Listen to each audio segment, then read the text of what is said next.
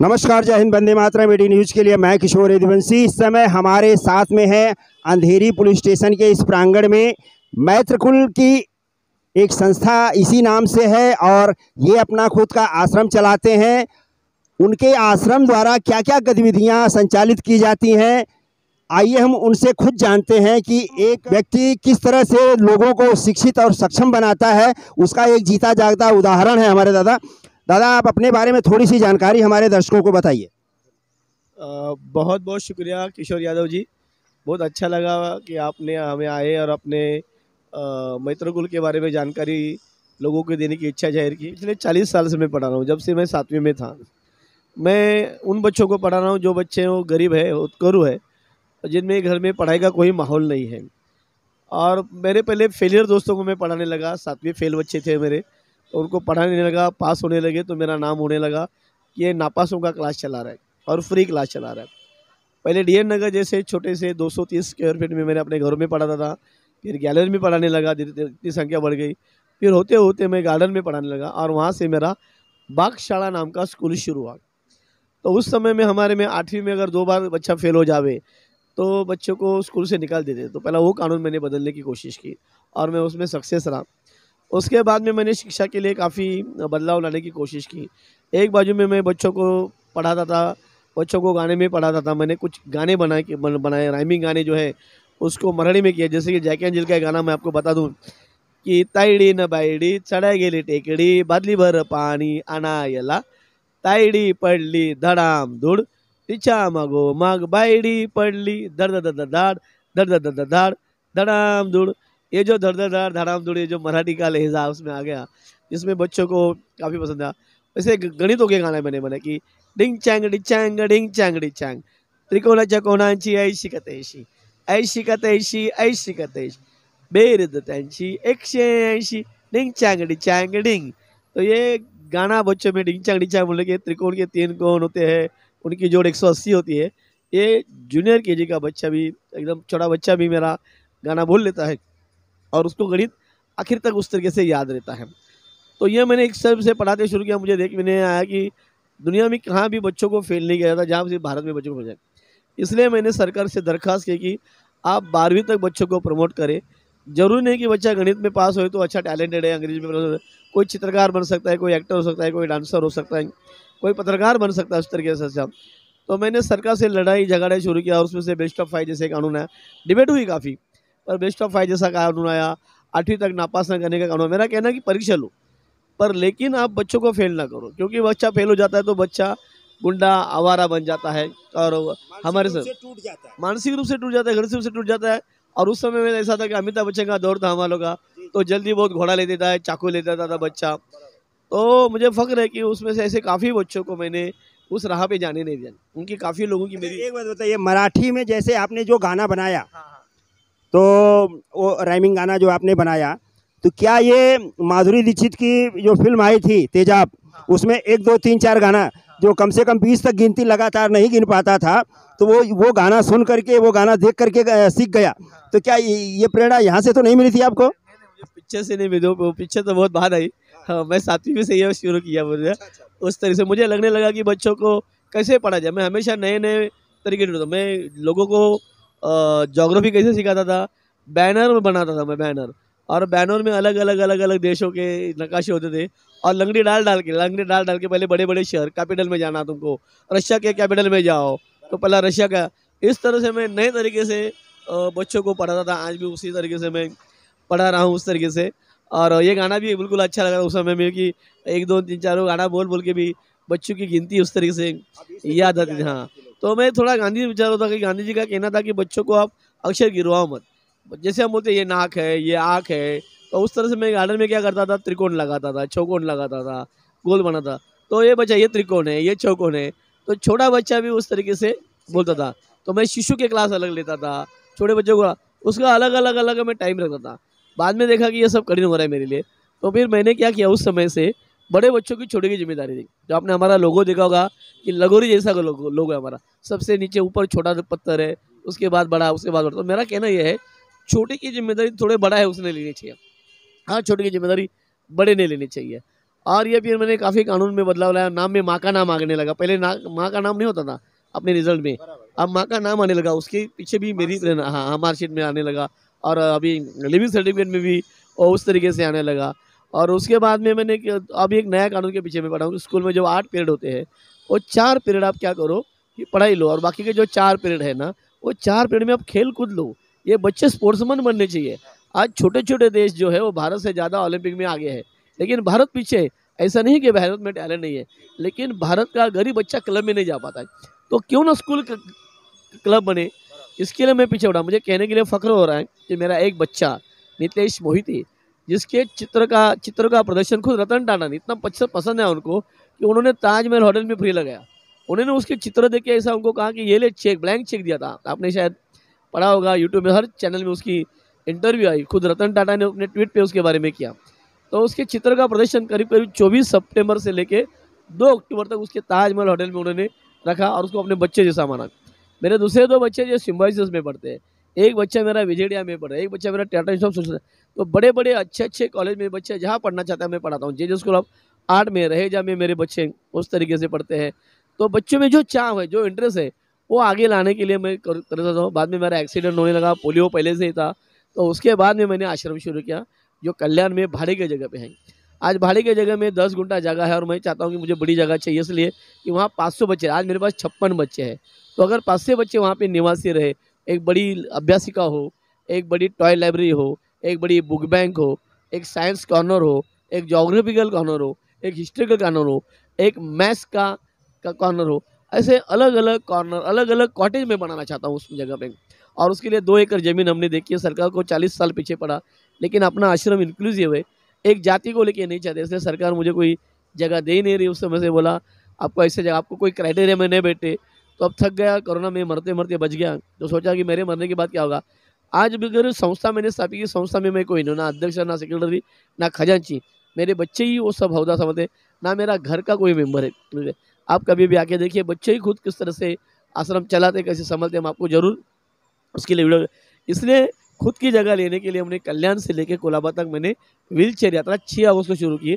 अब 3 महीने पूरे हुए, अब करीब करीब हमारे पास 15-16 लाख रुपए जमा हो गए, और हमको कम से कम 35 लाख की जरूरत है, ताकि ज़मीन हम लोग खरीद ले। हमारे विनंती है, हर कोई जो हमें मिलता है सिर्फ 2000 रुपये एक आदमी दे, 10 लोग मिलके अगर मुझे 2000 रुपये दे, या कोई संस्था दे, अगर उन्होंने मुझे 2000 रुपये दे, तो एक आश्रम बनेगा जहाँ हर बच्चा फ्री पढ़ेगा। आज तक 40 सालों में मैंने फ्री बच्चों को पढ़ाया, आगे भी उसी का माहौल होगा, और मेरे बच्चे भी उस तरह से काम करते हैं। और बहुत अच्छा लगा कि आपने हमें थोड़े समय में आप आए, बुलाया, आपको मालूम पड़ा, और आपने इतना इंटरेस्ट से किया, इसके लिए आपको सलाम और बहुत धन्यवाद। Thank you. कौन कहता है आसमां में सुराग नहीं हो सकता, एक पत्थर तो तबीयत से उछालो यारो। दादा हमारे जो हैं, ये उसकी एक जीती जागती मिसाल है, जिन्होंने एक पत्थर जो है इस व्हील चेयर से उछाला है और आसमान में सुराग होने जा रहा है। आज इनकी संस्था अपनी खुद की ज़मीन की तलाश में जगह जगह अपने वॉलंटियरों के साथ में धन संग्रह के लिए रोड यात्रा निकाल रही है, सारा कुछ कर रही है। और संस्था भी ऐसी कि उनमें, उस संस्था में ये ना कोई पदाधिकारी हैं, न इनका कोई अकाउंट है, न कुछ नहीं है। जो भी है सारे करता धरता उसके गार्डियन जो है इनके बच्चे ही हैं, इनके घर का कोई मेंबर नहीं, कोई कुछ नहीं है। तो ऐसी निस्वार्थ भाव की जो सेवा अगर कोई सीखना चाहे तो दादा से आकर के सीख सकता है। वैसे लाखों हजारों संस्थाएं इस हिंदुस्तान में रजिस्टर्ड हैं, उन्हें डोनेशन मिलता है, उन्हें पैसा मिलता है, बाहर से पैसा आता है, पर वो पैसा कहाँ जाता है, किस तरह उपयोग होता है, कोई नहीं जानता। पर एक समाज सेवा करने का अगर आपका उत्कट उद्देश्य है, तो आप जो है इन महान हस्ती से आप जो है ये सीख ले सकते हैं कि समाज सेवा किस तरह से की जाए। ऐसी ही किसी एक और शख्सियत के साथ हम आपके सामने एक बार फिर उपस्थित हो गए। तब तक के नमस्कार, जय हिंद, वंदे मातरम।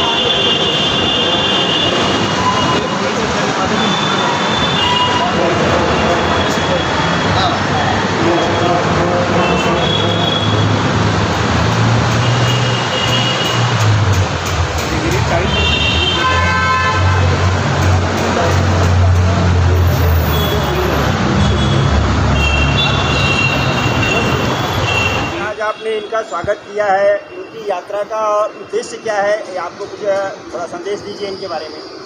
इनका जो आज के यात्रा का जो संदेश इतना ही है कि इंसान के जीवन में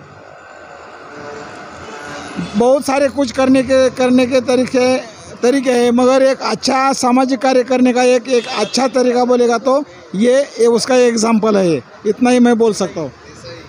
आपके पुलिस स्टेशन की तरफ से क्या मदद की जा रही है? हमारी चौकी से इनका पहला हम लोग स्वागत करते हैं और हमारे पुलिस स्टेशन की तरफ से जो भी हमारे से मदद करने लायक काम रहेंगे वो हम उनको मदद जरूर करेंगे। अंधेरी पुलिस स्टेशन का बहुत शुक्रगुजार हूँ। अंधेरी पुलिस स्टेशन के साथ मेरा एक बहुत बड़ा नाता रहा है। जब मैं शुरू में काम किया था तो डीएन नगर से शुरू किया, लेकिन देखते देखते मेरा काम बढ़ गया। तो काम बढ़ने के बाद मेरा जो काम जो हो गया, तो यहाँ पे शुरुआत में मैंने ये अंधेरी पुलिस स्टेशन जो बड़ा था उसका बड़ा प्रीमाइसिस था। इस प्रीमाइसिस भी मैं बच्चों को पढ़ाता था और ये क्योंकि स्टेशन से नज़दीक होता था और बच्चों को आने जाने के लिए कोई इतनी दिक्कत नहीं होती। पुलिस स्टेशन का लड़कियाँ होती थी, लड़का होते थे। उस समय में शायद शिंदे करके कोई थे, तो उनकी बड़ी मुझे मदद होती थी।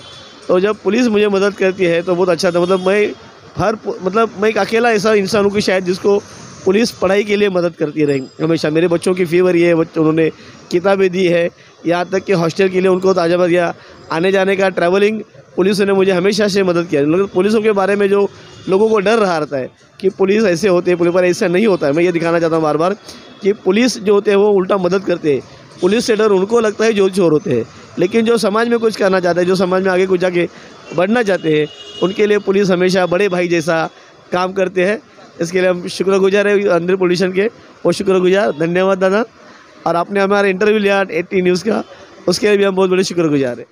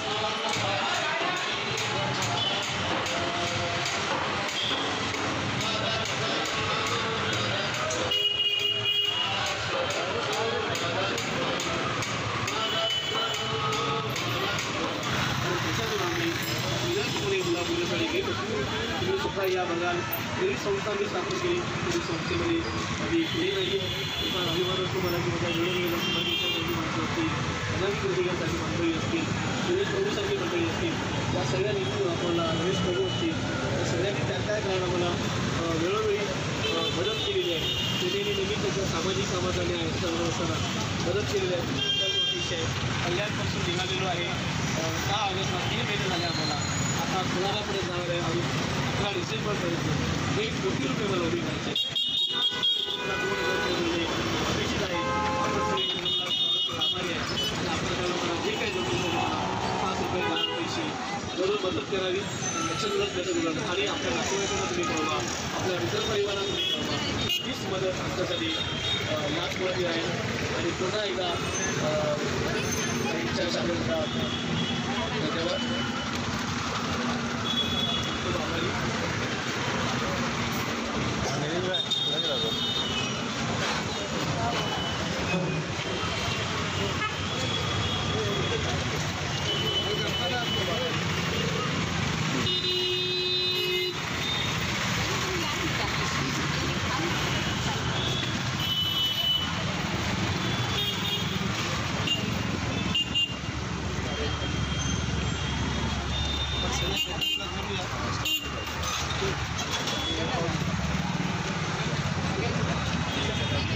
शिकायचं, शिकवायचं, स्वप्न पूर्ण करायचं. शिकायचं, शिकवायचं, स्वप्न पूर्ण करायचं. आपली गरिबी दूर करूया, शिकूया, शिकवूया. आपली गरिबी दूर करूया, आपली मुलगी शिकवूया.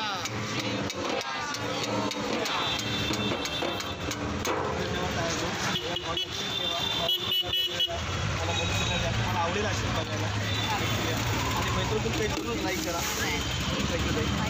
मैत्रीपूर पेज जरूर लाईक करा. यूट्यूबला आहे, फेसबुकला आहे.